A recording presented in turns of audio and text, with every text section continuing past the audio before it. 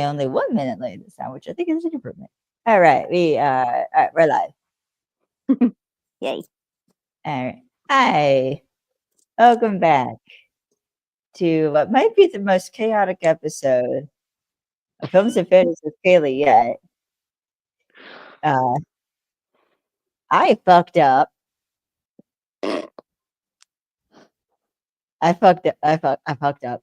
That's the only thing I can say because I shared the promo video on TikTok for this episode, and Dean Devlin sent me back a laughing emoji because apparently that's what we do now. No, it's not actually. I'm not. I'm way over exaggerating. I just like it's like a long story that had to deal with the fan screening I went to, which I mentioned in the last episode, which was amazing. I'll save the stories at the end because I don't want to bog down the intro with all these stories.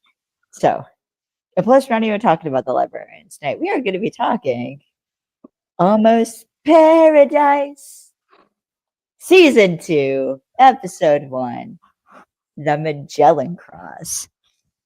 So, of course, I had to hit the old Wikipedia for this one a little bit. And I'll go more into like what I specifically had to Wikipedia later. But actually, before we get into our sponsors, I want to shout out my good friend at Typist 5 Productions, Adam Ristow. Thank you for the love. And I also want to thank our sponsor, napco.org. And if you want to support the podcast, you can go on our Ko-Fi page, which is at Films and Fandoms. So, today we're going to be talking Almost Paradise, Season 2, Episode 1, The Magellan Cross. It's been a while. Yep. It's been a while. I don't know how the lyrics goes to that song. But anyways, it's been a while since we went into the world of Almost Paradise. Because the last time we talked Almost Paradise was when we talked about the season 1 finale. And if you remember, Alex, we had some couple of guest stars ended up joining us that episode. Oh yeah. Yep. And I'm also pretty sure it was your birthday. Oh yeah, it was. I think that might have been the birthday stream. Yep. I think that might have been the chaotic birthday stream. That I don't think that was with the whip sound effects that Perry still hasn't gotten his soundboard privileges revoked. But Oh god, now I'm gonna have to go back and listen I'm to that or watch it. rewatch that episode. Which by the way, that's an old school Films and Fandoms reference there. And so season 2, episode 1, The Magellan Cross. So, a summary for this episode is when a local priest is murdered over a long lost cross, Alex, Kai, and Ernesto work together to solve the murder. So, basically, this is like the classic murder mystery, maybe just a touch of Uncharted, especially since it's talking about Ferdinand Magellan and kind of apparently how much of a shitty person he was. Because, in fact, most of the explorers were pretty shitty people. Yep. So, yeah. I could go on and on about that, but I will not. So, let's move on. So, first off, I want to shout out Fred Corey, who is the composer and guitarist for Cinderella, and I think he might have also like done drums or something for did he do drums for ACDC? I feel like I might have done drums for AC/DC. But anyways, so I don't know if you could hear that. My cat's playing with her cat tree because it has like a toy on a string. She's like batting at it. And so, of course, in typical Dean Devlin fashion, because he is not only the writer, but the director of this episode. The other writer on this episode is Gary Rosen. So we got our old friend back. So, of course, this opening, so we have a hot open where basically these two goons break into a church and they're trying to find this cross. Now, this priest, who we later find out to be Father Gabriel, of course, is confronting them about like where, is confronting them about like breaking into the church, and of course, they interrogate him, which leads to one of the goons fucking up and murdering him with the S blade, with like a S blade, right? That's what they call it, an S blade. Yep. Which apparently is every criminal's favorite weapon in Almost Paradise. In some form, it's some sort of. Actually, I've noticed that it's a curved weapon throughout the series. If it's a murder, sort of, it's a curved weapon of sorts. Yeah, I will say kind of funny. A little bit, but the thing that shocked me is like obviously they do the classic like scuffle, knife goes in the stomach, and like there's a moment of shock, like who got stabbed, and then you see like Father Gabriel like get like pushed off, like the knife is pulled out of him, and you see that there's like blood on the blade, which I always forget because I'm used to like, well, okay, I say that, but then like I'm still used to like, I don't want to say sensitize. No. Lex, what's the word I'm looking for? Desensitized. Like kind of used to, well, like most of the time we're used to not seeing like we hear the sound of the weapon being pulled out, but we don't get to visualize, like see it. Like it's just not something you often see in an electric entertainment production. Yeah. But like the fact that like the dude just like pulled out on like the knife and there's just blood coating the blade. That's like a little like, I mean, it's like, whoa, that's a hell of a way to start a season. Yeah, I was like, whoa, that's dark. Yeah, like, okay, this ain't leverage no more. This is Almost Paradise. Exactly. So I love that they kept the intro the same. And the part that always gets me is like when Alex is like, just peace, quiet, no drama. Boy, was I wrong. Because from the point he starts to like peace, no stress, no drama. It's just him getting involved in shit. Like, no. But what's funny is at this point now, like we've heard that intro like what, 11 episodes now? Yeah. Yeah. I can say it verbatim. Do you wanna? And I no, I'm not going to. Okay. But as it's playing, I say it along with him, and I can just picture Christian's facial expression. And then I start laughing. Right. And so we find out it's been a couple years since the ending of since the ending of season 1. And Alex is once again, or no, I'm going to say Walker so we don't confuse him. Walker is meeting with Dr. Patel. And, she actually like clears him to be like nearly finished with this program. as Mhm. he's actually made like a lot of progress in his managing his hypertension and all that fun stuff. Mhm. But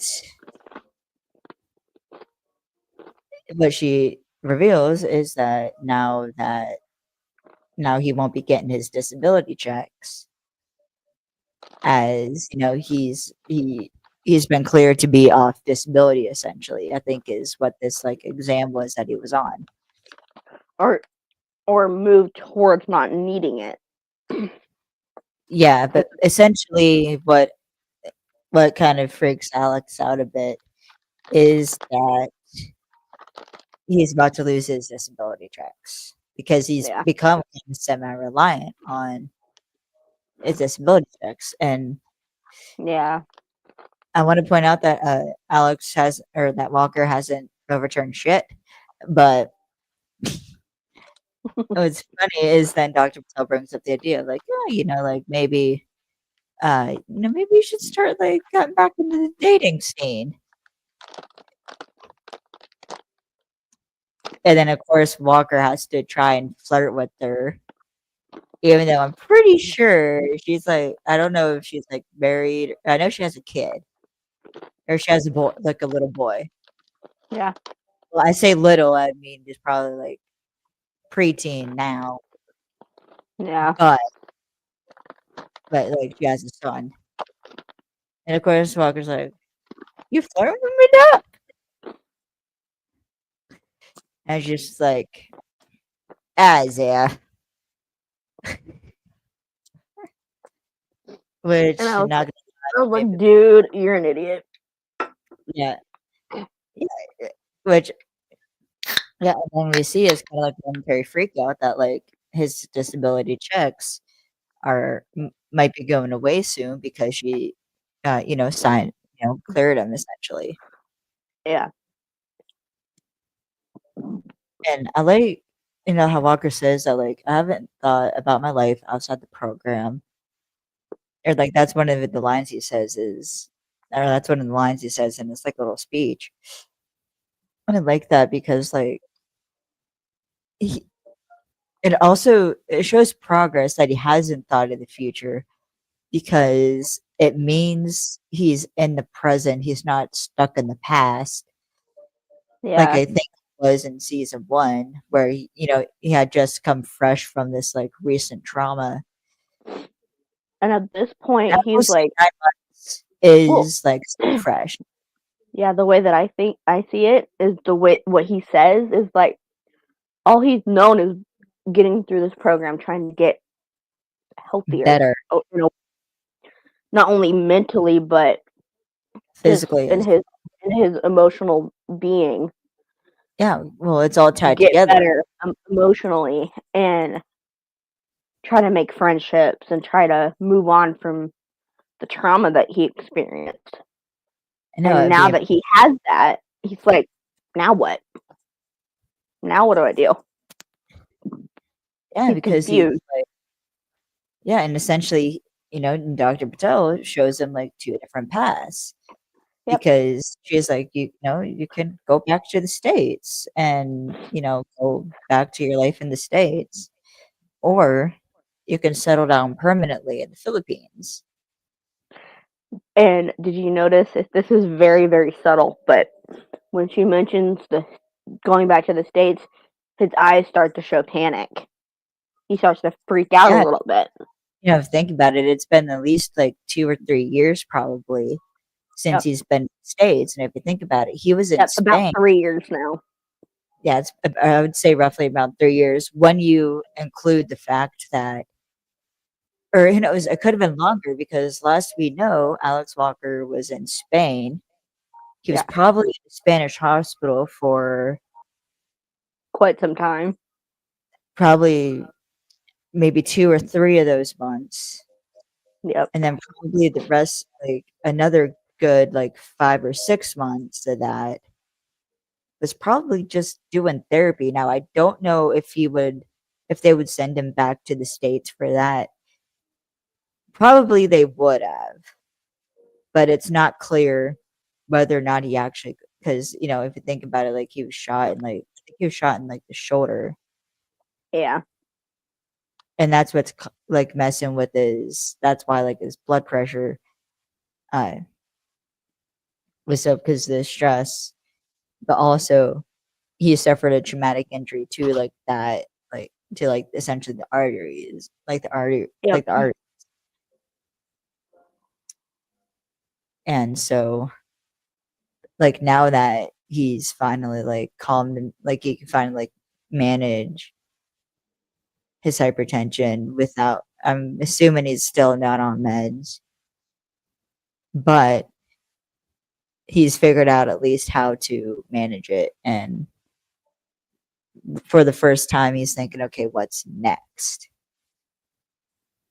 Whereas before, he was thinking out, what could I have done differently?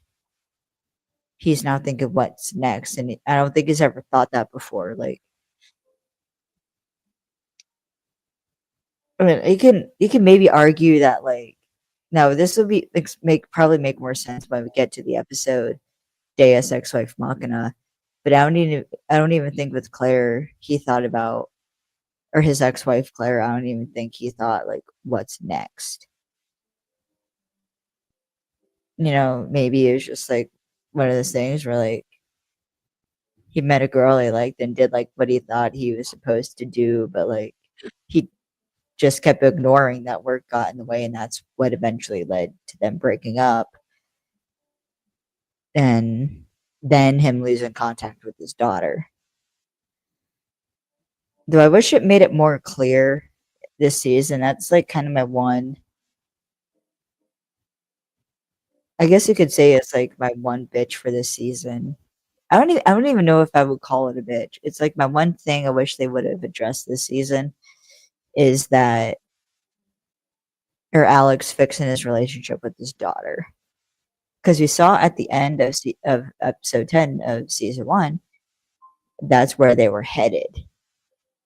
And I don't think we get really any payoff for that though. But who knows? Maybe if Almost Paradise gets renewed for season 3, they'll do that storyline. Being Devlin, I'm available to help write. I actually told him that too.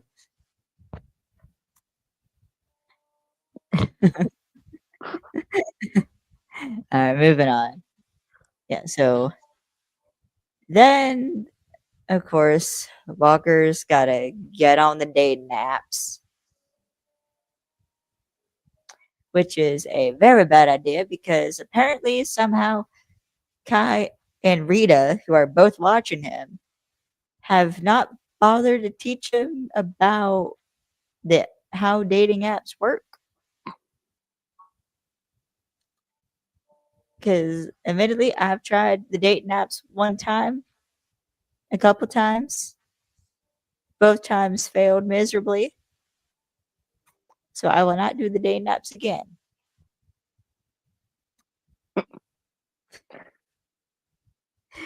But moving on. And of course, like, Walker's got to be all grandpa about it. Be like, in my day, you struck up a conversation with someone. If you had chemistry, you asked them out to a drink or a meal. And Rita's like, yeah, if you do that now, you're a psychopath. And of course, then Walker goes instantly into Denver, like, like, you're 11. How do you know? What do you know about dating? You're 11. She's like, I'm 13. And then I was like, oh, so she's dating at 13. Like, and she kind of has that, like, and I know things kind of sass to her, and I love it. now she's essentially preteen. So, like, she is like, I mean, 14 was when I had my first boyfriend. So, like, that's kind of the age where you kind of start, like, I don't want to say experimenting because that has a negative connotation, but it's like when you start Testing, figuring out about kind yourself. of not really experimenting, but testing the waters a little bit. Yeah, like seeing what you like, what you don't like. Or Me, I even just if you want to do this whole thing and at all. yeah, I just didn't put my foot in the pole. Exactly. I just kept hitting everybody with the pole noodles.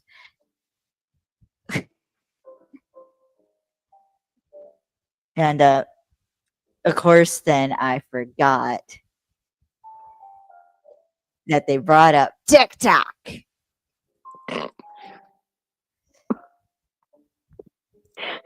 His Because reaction. he's like, what's TikTok? Or no, she's like, do you know what TikTok is?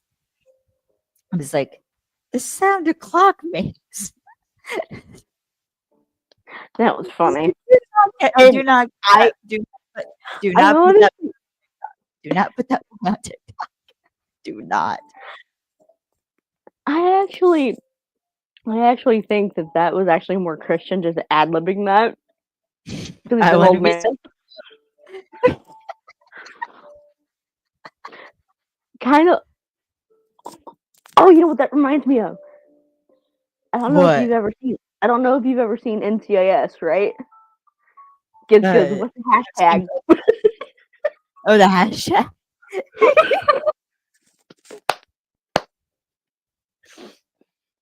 And then he goes, "Oh, you mean the pound symbol?" For the pound key. Yep. Uh, Oh, yeah, then that of was so, course, that's funny. yeah. But continuing back on. So, of course, then Ernesto has to walk back in and give him shit about getting on the dating apps. But that he's essentially picking up Kai because they're going to go volunteer at this church, or they're going to go volunteer to help fix up this church that got burned down, which is the same church from the intro. I don't know why I forgot to say. In the goons' haste to cover up the crime, they decided to just burn the whole thing down. And then apparently Kai and Rita made another error in not telling Walker about the emoji language. Because he matches with the chick on the dating app and he sends two emojis you don't want to send to a random chick, especially when you just match with her on a dating app. And that is the eggplant and the rushing like water emoji. And then Alex is like, then what did she plot me? Like, I didn't do anything. And it's like, what did you tell her? You just have to give me a review. I just said these two emojis. She's like, oh no. And then she's like, okay, you are banned from social media until I teach you about emojis. Which somebody write that fanfic. I don't care if you make it like Kai Alex. I don't care if it's like platonic, romantic, whatever. I don't care. Just give me Alex Walker learning the emoji language and the double meaning of emojis.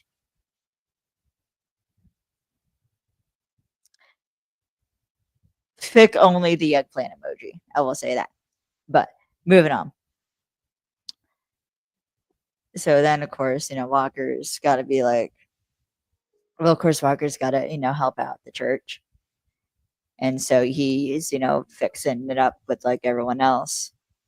And like Ernesto hugs like the priest's mother because he's like familiar with the priest. It's, um, you know, it's like one of those like everyone knows everyone type of situations, which is a Filipino culture thing where like, it's really like close knit communities. And so of course, like Ernesto goes up to the priest mom and is like hugging him. And I was just like, I want a hug from Ernesto. Me too. Like I feel like that would solve some of my problems. To be fair, It's the fact I wanna okay, to be fair, I want a hug from Kai, Ernesto, and Alex. Just a giant, big, smushy group hug. I technically got a hug from Christian Kane. Damn it! I hate you. I'm sorry. I would have taken you with me. Broke, remember? Yeah, I know. I offered to pay. One of these days, I'm gonna meet him. I'm gonna get my hug, and I'm probably gonna cry as soon as I can. And I won't be able to say anything. Maybe he'll be at the next One More Shot. I don't know. They still haven't found a venue yet, so who knows? But so we get our first guest star for this episode, which is Reese Ritchie, who some of you Electric Entertainment fans will know him from Dean Devlin's other show, The Outpost, and The Ark.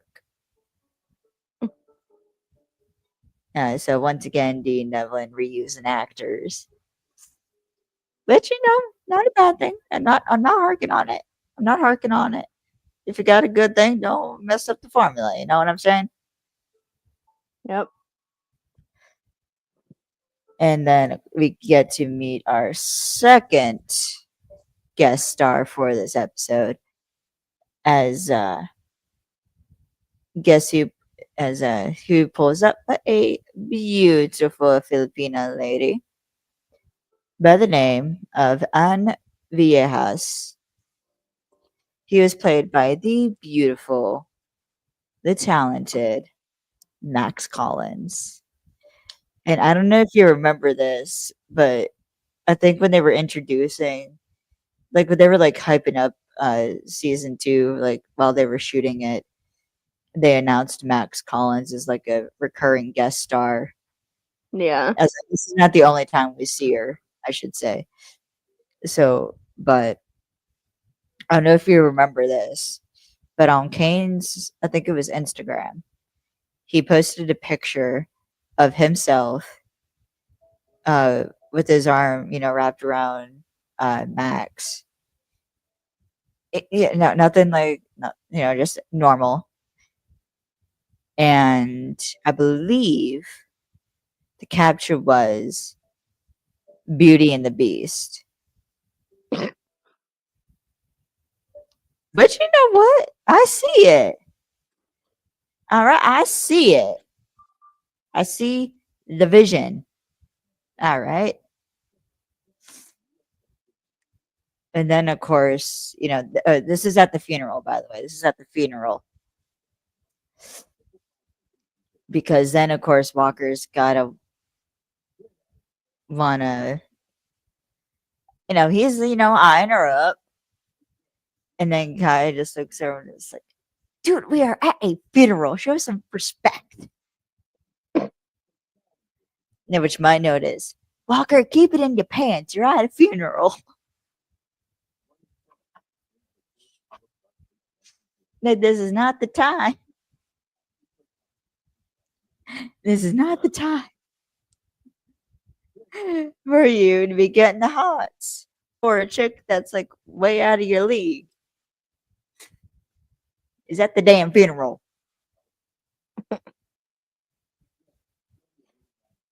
I swear, the only thing that would have made that scene better is if Kai had a rolled up newspaper and was smacking him upside the head with it. I swear to God. That's what I wanted to do. Like, Or I would have walked. hurt him. I would have walked up to him and when it went, slapped him upside the head like Gibbs does to DeNozo. No, you can't just do like this. You got to do the back of the head. That's what makes the point. Remember? Yep.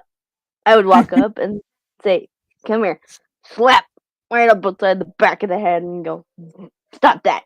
If either me or you did it, it would be Hetty doing it to DeNozo. I saw that clip. Did you see that clip? I saw that clip. And then it was like, she goes, "Come here. There's something from. I have a message for you from Gibbs." He goes, "What is it?" And she hit him hard. Hey, we can get some power behind our swings. Oh, that was hilarious. I couldn't stop Okay, laughing. so all But right, yeah, that's what he needs. yes, That's what that Alex needs in this moment. is a good walk upside the head with the newspaper. Anyways, Yep. so we get a little bit of exposition about like what happened, or not necessarily what happened, but like the events leading up to this. So we find out that Father Rodrigo, who is the character that Reese Ritchie plays, uh, he's saying, he was sent to the church because Father Gabriel contacted him with the project. He was helping Father Gabriel with the project as he discovered the Magellan Cross, which is the legend is that it's the cross that Ferdinand Magellan was killed.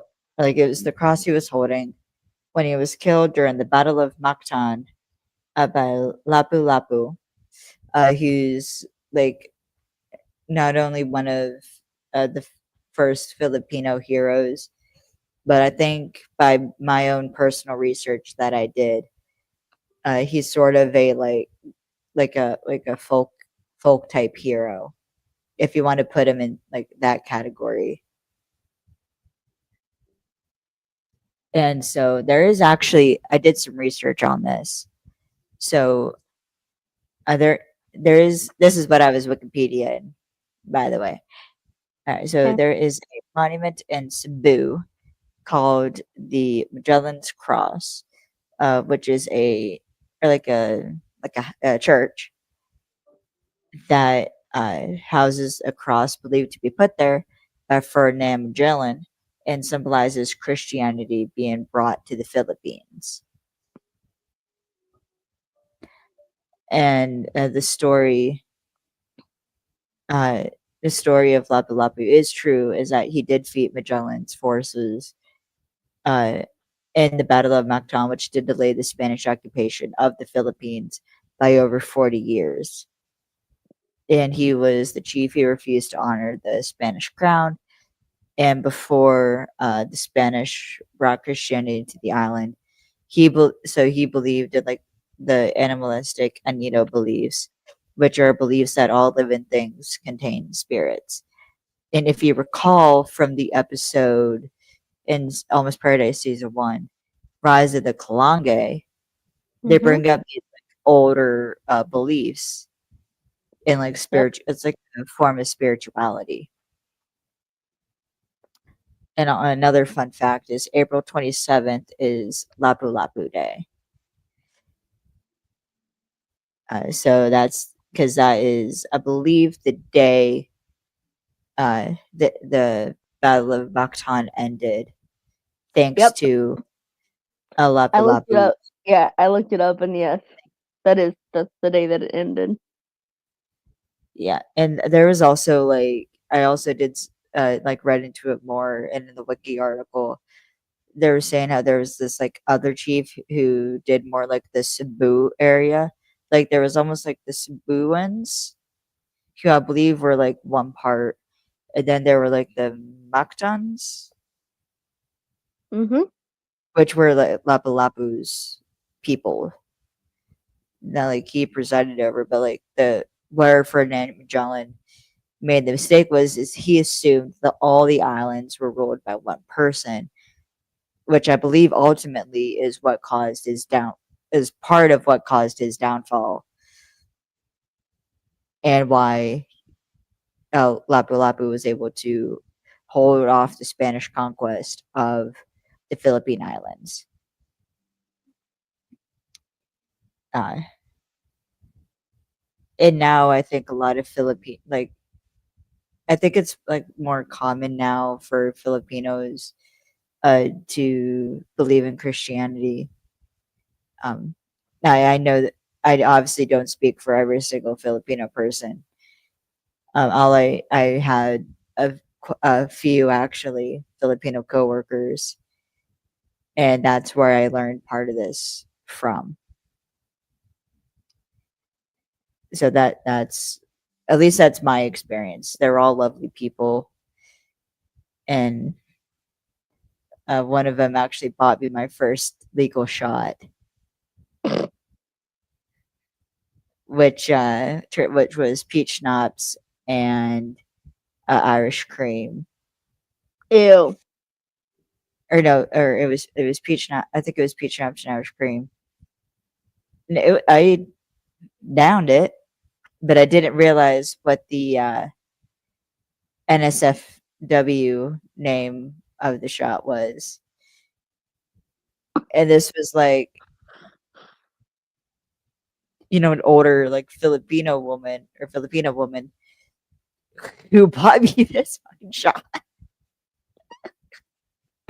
It's like, you know what? I respect it. I respect it. All right. All right. Moving on. Sorry, that was a bit expedition heavy, but so moving on. So that's basically like setting up the value of this cross and why it's so important. And of course, Walker starts digging through some of like the burnt rubble, and he finds a box. But the box, or no, he finds like a trunk, but there's a box in the shape of a cross in the box, or in the trunk thing that he got. So we go back to the police station. They're examining the evidence, and of course, Walker's got to find the knife wound on the burnt body. And of course, Walker tries like backing away, being like, no, like this is not my business. But then does not Campo not ask Alec or not ask Walker for his advice and his assistance. Which is like, why is everyone dragging Walker into their shit? Because they love him and they trust him. They do.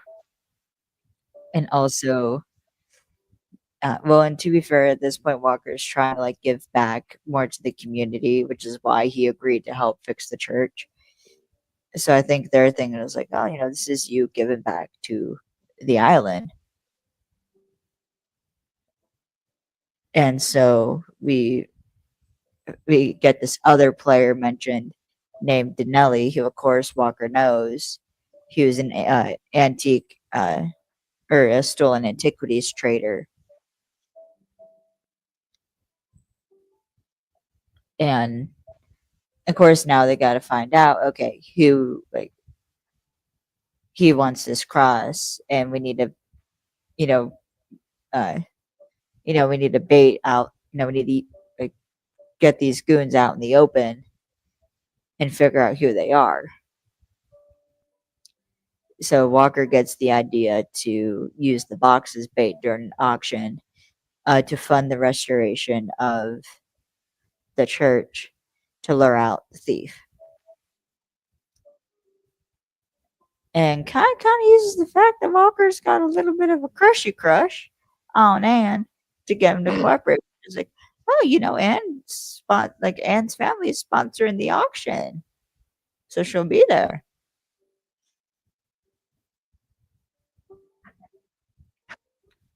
Yeah, yeah. So, um, I also want to point out how gentle Ernesto is when he's dealing with distraught family members. It's like, I just want to hug him. I just want to hug from Ernesto, okay? That would solve my problems. So, now they got to figure out, essentially, they start realizing, okay, whoever bids the most money on this box, or whoever overbids on this box is obviously a suspect. So, turns out Walker's charm does not work immediately when trying to talk to Anne. And Kai, what's funny is Kai says, she's like, she's way out of your league. She's like, no, it's not in my league. She's like, what? In what league is that? And Kai's like, Little League. And it's funny as Walker kind of gets offended and is like, "I'm at least to the minors, babe." Which is like, boy, you flirted with an heiress at a goddamn funeral.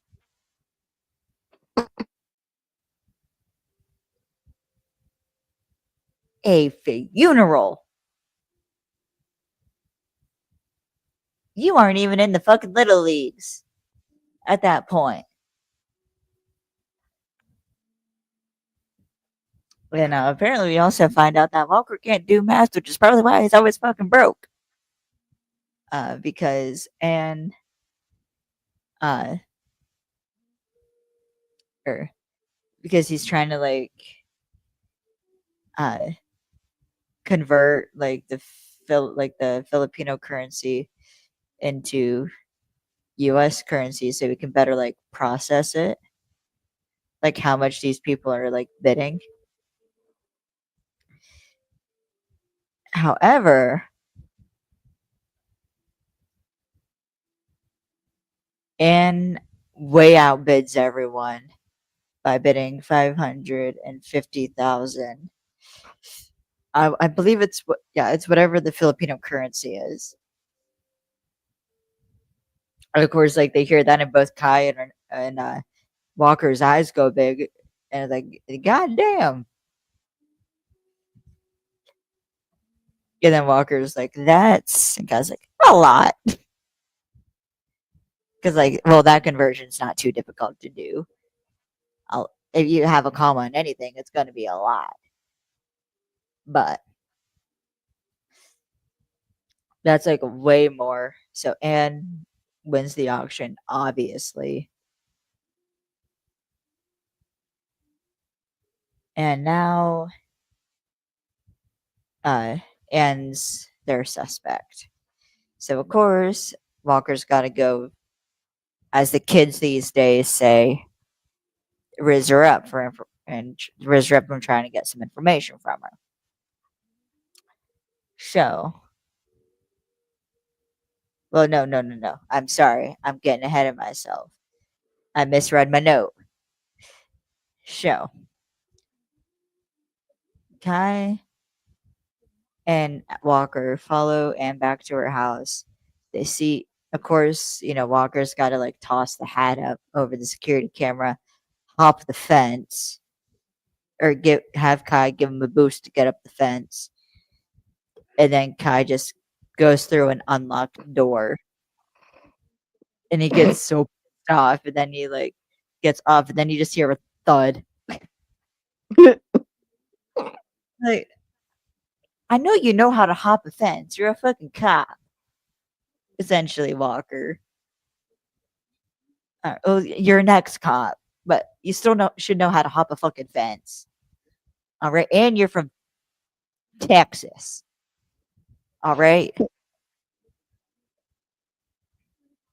and we find out he's got a fucking ranch in Texas. So I know damn well he spent his misspent youth hopping the fucking fences. Yep. Now I just had visions of like teenage Walker hopping fences because it got busted with someone's.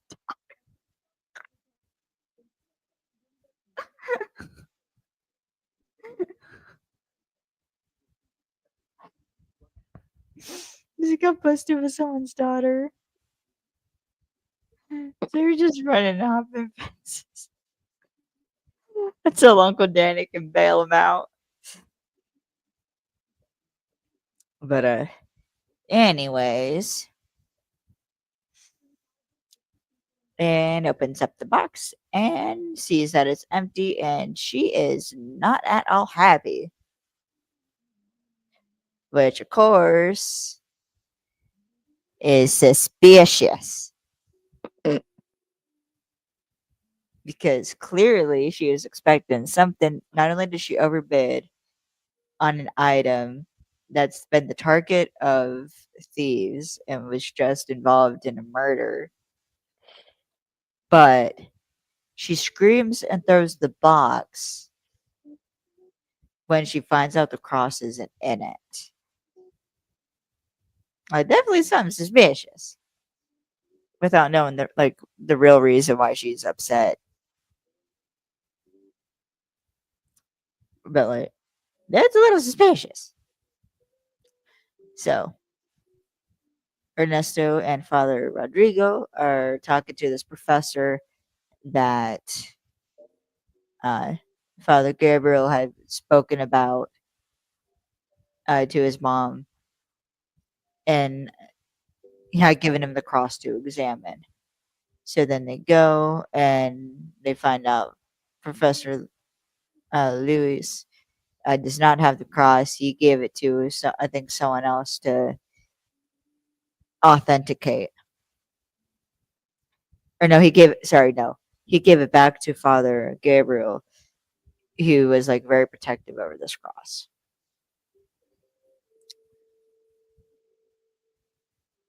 And during the auction, there were like the two goons. There's two goons who were like being sketchy as fuck and going back and forth on in the auction. So Kai, of course, gets the background, and Alex now officially suspects Anne's involved somehow, even though he's got the hots for her, which, as we know, is about to make things very complicated.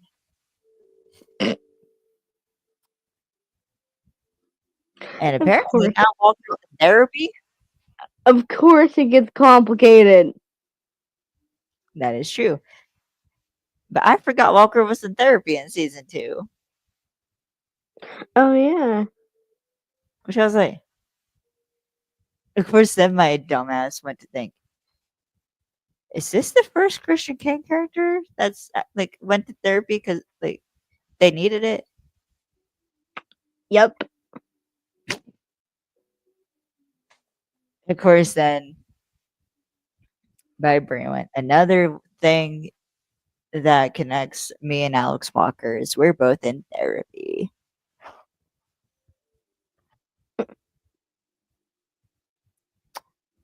So probably for different reasons. Um, I'm sure Walker's, got some guilt issues and probably some image issues and probably a lot of PTSD. Well, mine's mostly daddy issues, uh, anxiety. Uh, what else? Oh yeah, my anger issues.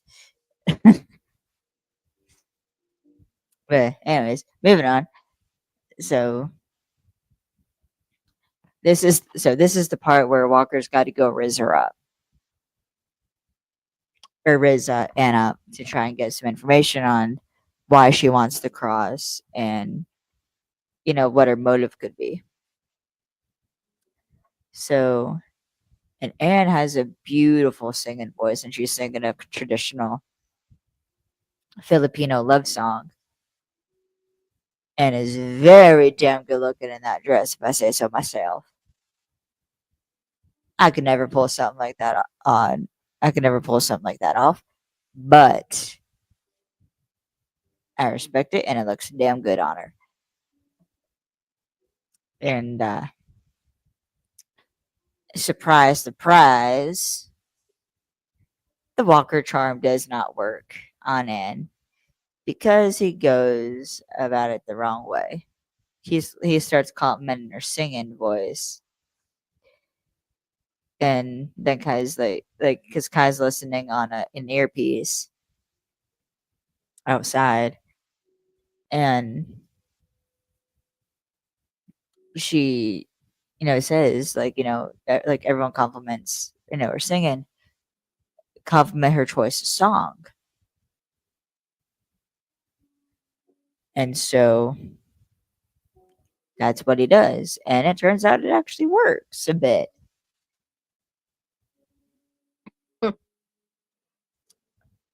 And of course, Walker's got to be a little bit of a flirt. And my note to that is, hey, why do they let Christian Kane get away with melting us?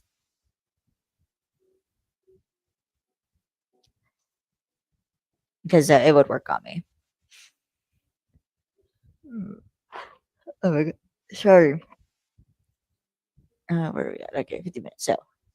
So this conversation I actually kind of find interesting between Anne and Walker because Anne's, asking him like, why are you interested in Filipino culture? And at this point, they're just like sitting at a table, and Walker's like, the Philippines saved my life. And of course, Kai tries like getting him to steer it back to talking about her parents, but he takes his damn earpiece out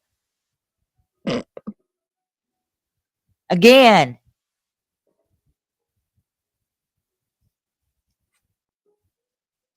Which you'd think they would start having a rule in either the writer's room or in like, I don't know. Don't let Walker take out his fucking con because that's when shit goes wrong. It kind of does go wrong, I but not know. immediately. Not immediately though, because uh, Walker says how like, he came here and then like the doctors said that like if he didn't change his ways, that he'd be a dead man, and like the people of the island and the culture, it showed him a better way to live, and now he feels like he's got a debt to pay. And it turns out and relates to that statement. So inadvertently, Walker's just stumbled on a new motive for why Anne wants the cross so bad. So of course, they go back to Anne's place and they're doing a little wine and little flirting. And of course, Walker's got to call out like the way the moonlight dances on the water.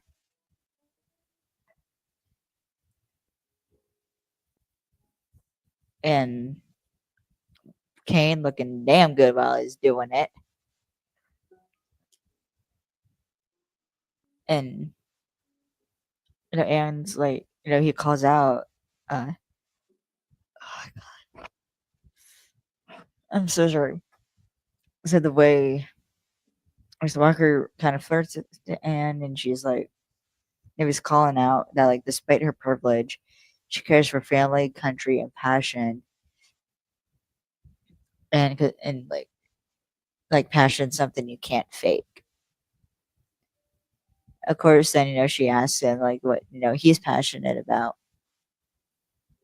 and Walker admits that like he didn't think he'd find passion again, and now he's just hoping for a revival. And he grabs her shoulder and is about to, grab her waist. I think he's about to grab her waist, pull her into a kiss, and then there's a laser dot on her chest, and gunshots start going off, and he throws her, or he like pulls her into some boxes to protect her, and then they gotta hide. And then Walker comes out like the fucking Kool-Aid man, killing or not killing, fighting these two goons. So he fights him off, and of course Anne's like all confused, like who the hell was that? So now they got the cops there, and they're picking up the guns that the goons stupidly dropped, and they're picking up every like all the shell casings and all of that, taking pictures, all that. So Walker is now really able to interrogate Anne, and is like revealing that there is a bounty on the cross and asking her straight up why she overbid on the cross. And then we find out Anne wanted the cross because her grandfather had put it in the church. And Anne essentially wants it back because and she has the papers proving the provenance. Which thank you, Leverage Redemption, for teaching me that term. And so at this point, they realize that Anne, like, they can't get the goons without Anne's cooperation. Because that's really what they want is they want, they want the various rungs of the ladder. And they need Anne's help to do that. And so she agrees to cooperate as long as her family gets the cross once everything is done, which of course they agree to. So this plan is to convince the goons that Anne has no idea the value of the cross because they realize like okay, like they don't know what exactly she knows, so they're going to use that.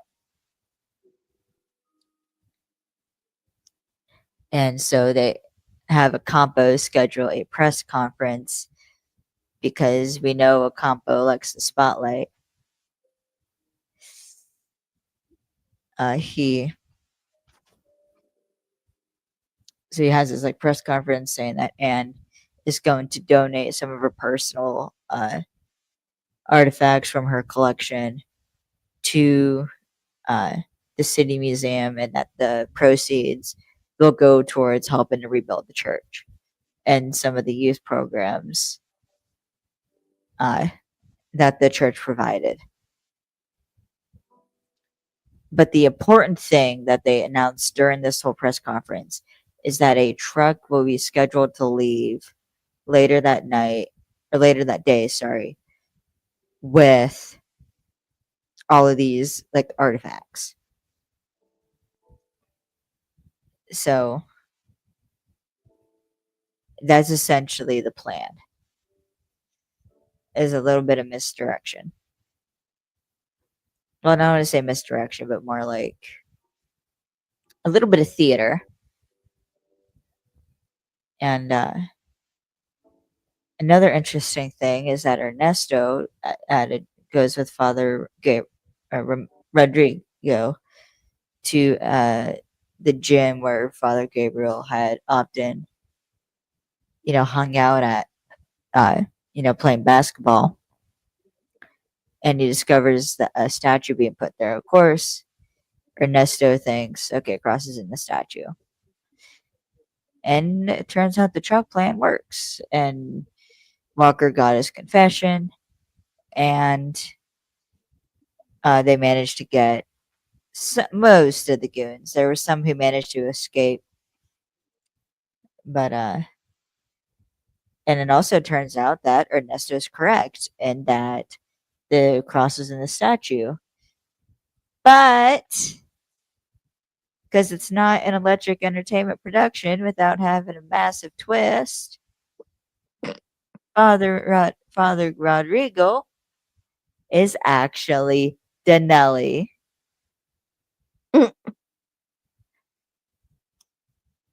And we get that reveal when another priest comes in saying that he was sent to the church, basically giving the same excuse that Father Rodrigo gave, or the same explanation. And then Ernesto turns and Danelli has a gun pointed at him and drops his accent because he had like a Filipino accent before, and then it went to I think he just dropped the accent. And Ernesto is a little bit clever here because he reaches behind him and he just turns on his radio. And that's because, obviously Walker and Kai can hear him. He mentions, the name Oscar Danelli. So, of course, they start racing over. Though, Kai's about to call for backup, but Walker stops her because, obviously, had, she said something, not only would that it would have basically been announced over the radio, which would mess everything up, or which would ruin their surprise, or ruin the element of surprise. Sorry, that's what I was looking for. So Walker and Kai show up. Things get kind of tense. Then bullets start flying, and of course, they got stormtrooper aim. Because how the fuck did they miss that much? Like, come on. And of course, they're all diving over boxes and flinging into shit. And Denelli runs out of the building, so of course Walker's got to go chase him. And as you know, Walker's chasing him. Kai goes after Walker because she knows he's about to get in some shit. And of course, Nurse is like, I got it, let go. And then he just kind of hides for a bit. They run out of bullets because they're just, firing blindly. And what does Ernesto do? He stands up and takes off his glasses. And I immediately went, oh shit. Yep, like, oh, shit's about to get real. Yep. Ernesto took the glasses off. Shit's about to get real. Yep, somebody's about to get their ass kicked. Oh, and get their ass kicked, they do. See, this chase scene between Walker and Denelli, I don't know if it was just the way it was framed or shot or just the way they were running. Because Walker's got like one button done in the middle. Like all the other buttons are undone, but he's only got like one that's like in the middle. And it's kind of weird, but oddly attractive too at the same time. It bothers me. Like, I don't know, this chase scene, it just felt like it wasn't like a typical chase scene, but still intense nonetheless. So Denelli rounds the corner, hides. Walker goes in the corner, gets surprised motherfuckered by Denelli. Kai rounds the corner. She's got her gun up, though Walker's got a gun to his head. And of course, we get the ever classic "You let me get too close." So Walker basically, I think, throws Denelli over his shoulder, gets the gun. I think as he's like pulling him over, takes the gun from his hand. As Denelli's on the ground, Walker points it at him. And And then, notice that his hand does not shake at all no, it does not. when he It does does that. not. I forget the order. I forget the order, but at the end, Walker he like looks up at Kai and fucking winks. Winks. Like, boy, you don't get to act like you did some shit after you got surprised motherfuckered.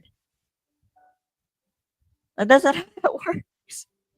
And you're too damn attractive doing that. Okay? So, of course, bad guys caught, all's well and good. So, there's like a celebration outside the church. And Anne decides to keep the cross at the church. And she says that her family will provide the security and install the proper exhibit so that way the cross can stay in the church as it was supposed to be.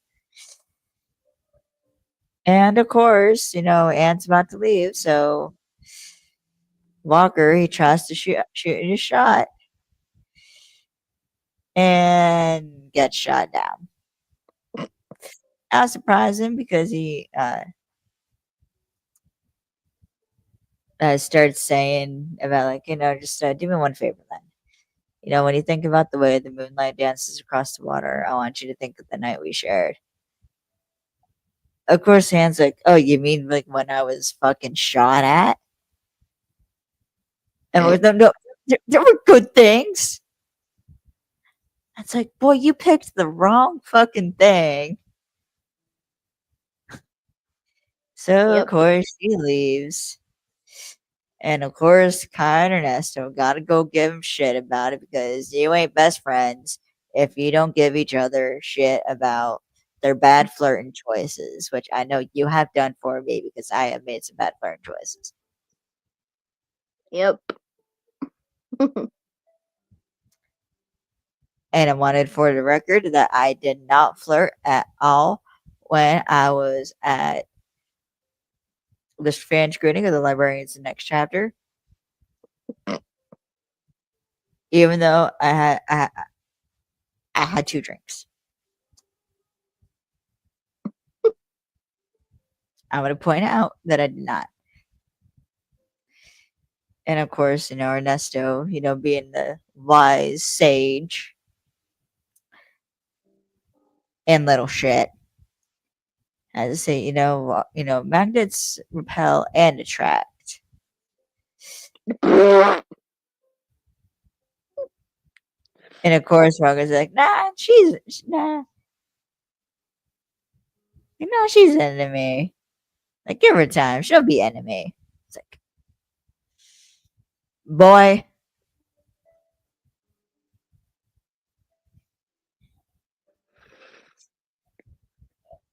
And also, and that's not even the later reveal that we get. That like all of Walker's bad flirting choices aside, keep in mind later in season 2, again in the episode Deus Ex Machina, we find out that technically Walker isn't divorced.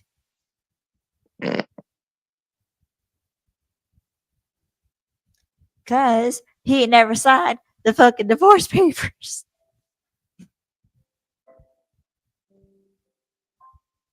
Like,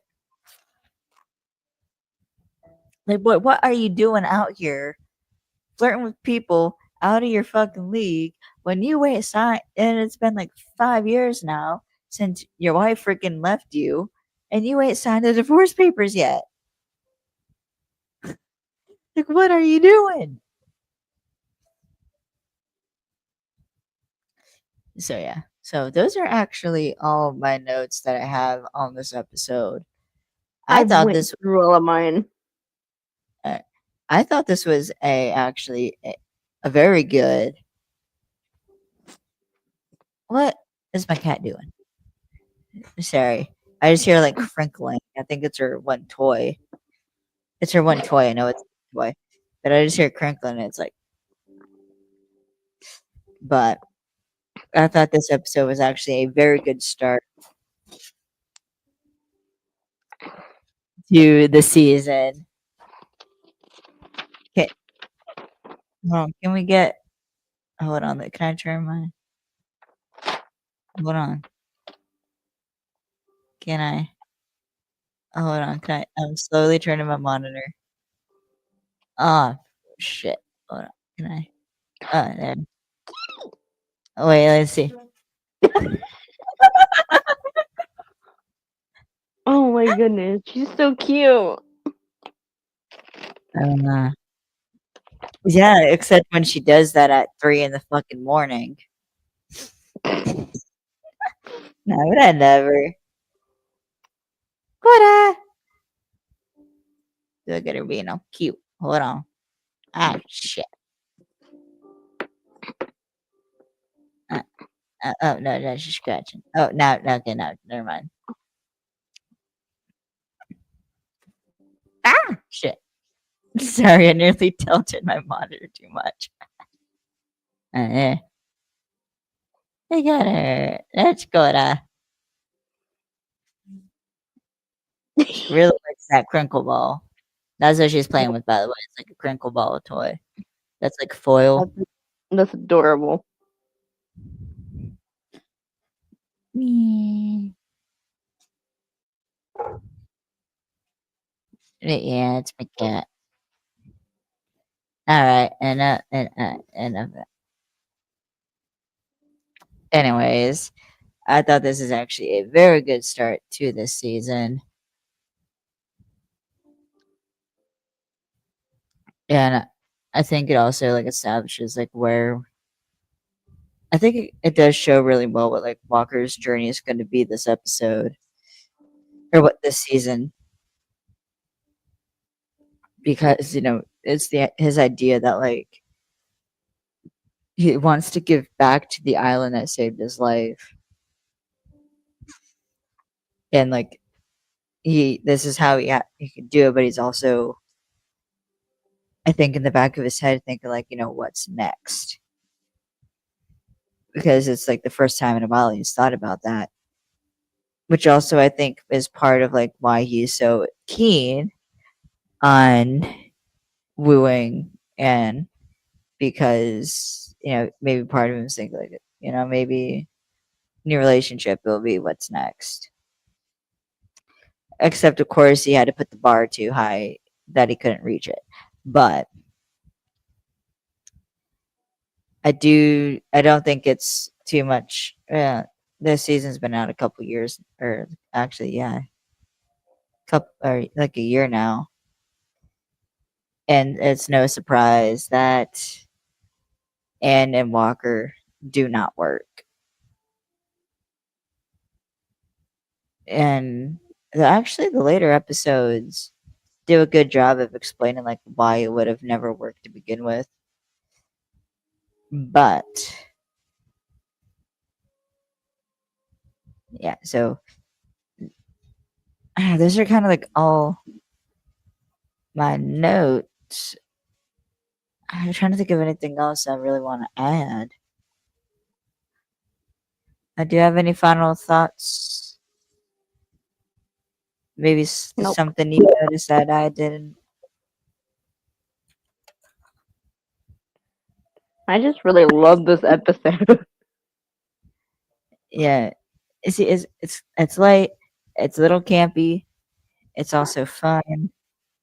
It's like the perfect episode. I Yep. think it's a good episode to start. Uh, show. I think it's a good episode to start showing what where Walker is now. So, I th- should we talk a little bit about librarians, TNC? Why Should not? just a little. All right, I'm gonna try to make this quick.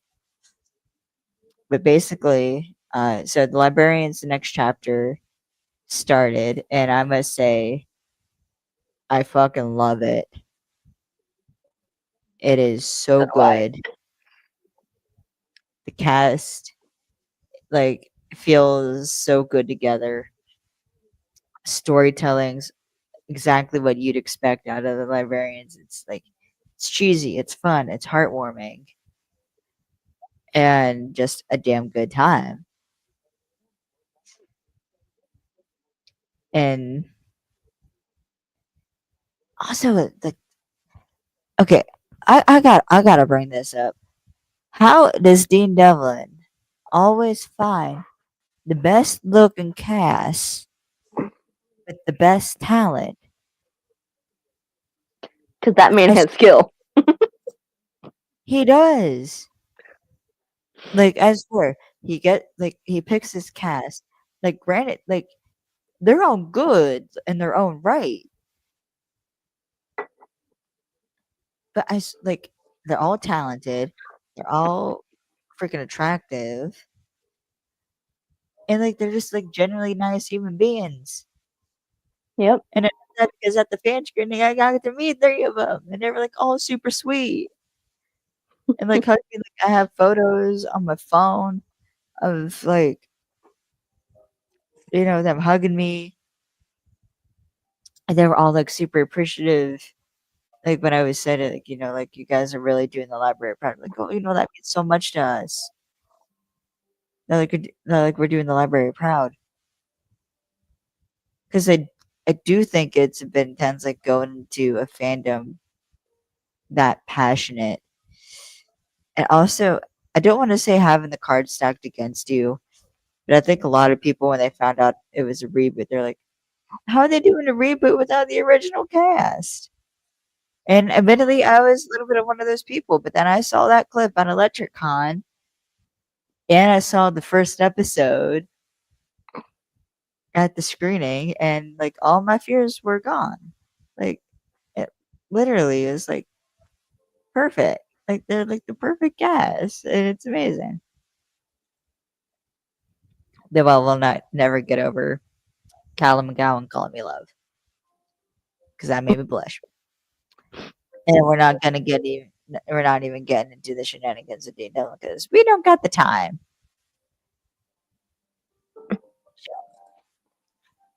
Any final thoughts on either Almost Paradise season 2, episode 1, the season altogether, or maybe even some thoughts on Librarians TNC? I'm excited to see where they take the librarian's storyline. Uh, and oh, I did I mention? I forgot if I mentioned this at the beginning of the episode or beginning of the episode, but Amazon Prime did indeed cancel Almost Paradise, but excuse me,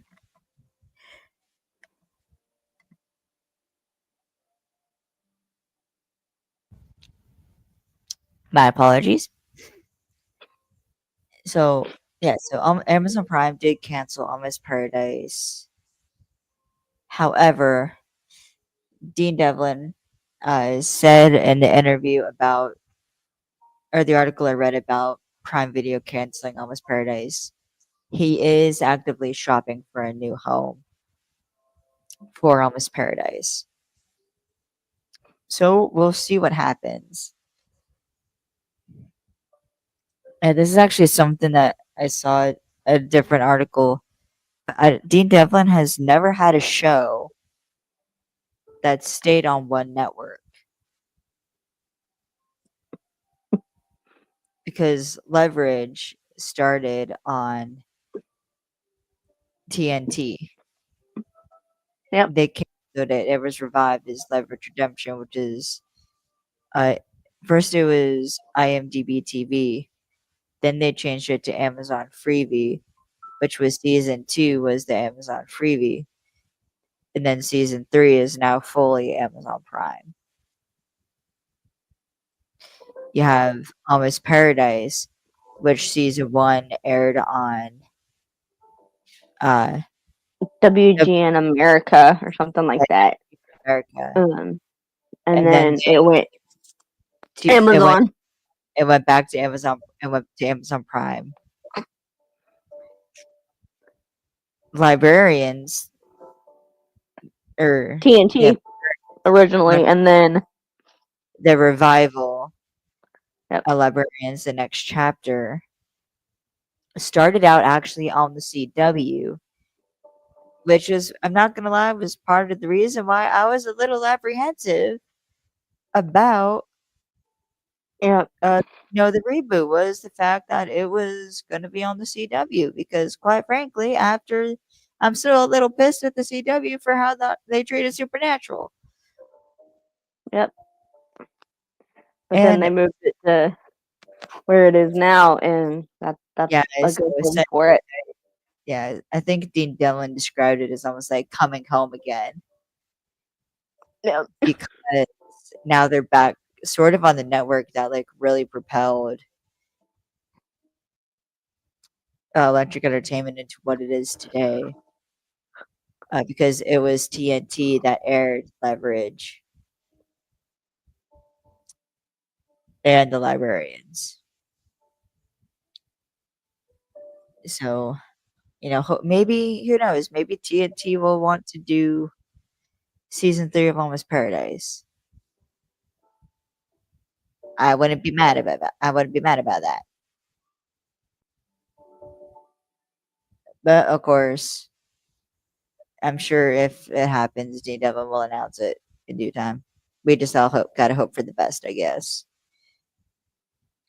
Though, my question is, real quick, before we wrap it up, is is there a storyline you'd want to see in season 3?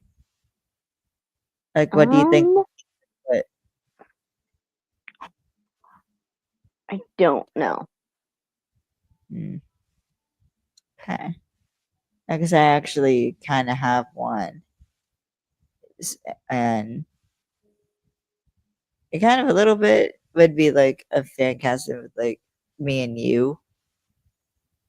I still had this like idea where like we're obviously like best friends and we're going on like a girl trip to the Philippines. Yeah, maybe something happens. Maybe we got like robbed. Like maybe we got robbed, and we had in the gift shop. And then it turns out that like the simple like thieves who just like stole our purses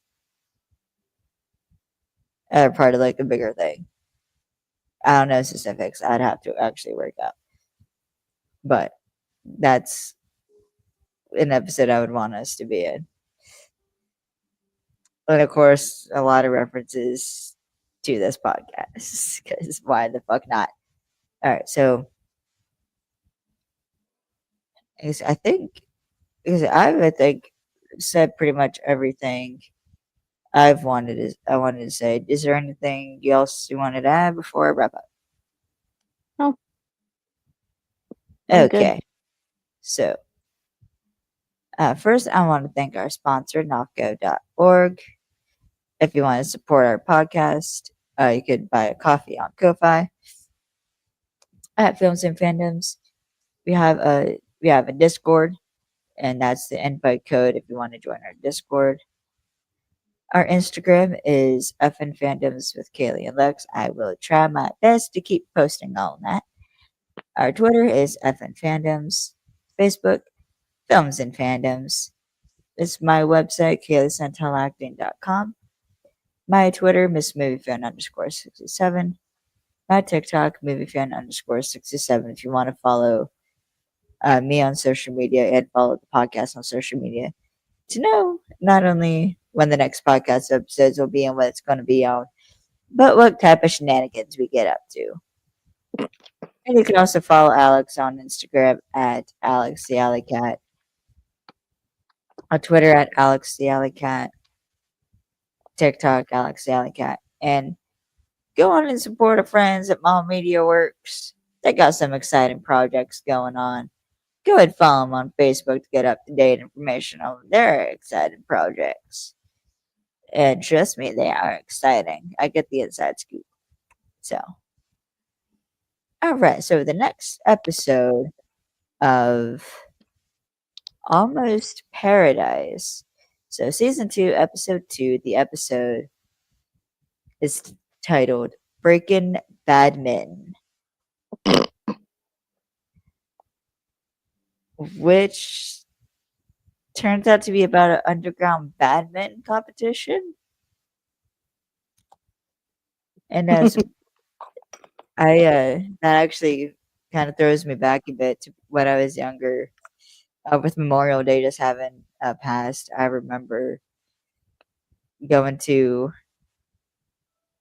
uh, well, just say relative, because I don't really want to. One, I don't want to reveal this person's identity and public, and also I don't really like this relative. I haven't spoken to them in like 6 years, probably. So, yeah, but I in their backyard they had a badminton net, and I remember that's where I first learned how to play, badminton was like that net in the backyard. So that's bringing up that kind of memories. But yeah, and the next podcast episode we'll announce once we figure it out. All right. So, any last thoughts before I cut us off? Nope. All right. Thank you guys for watching, and we'll see y'all in the next episode.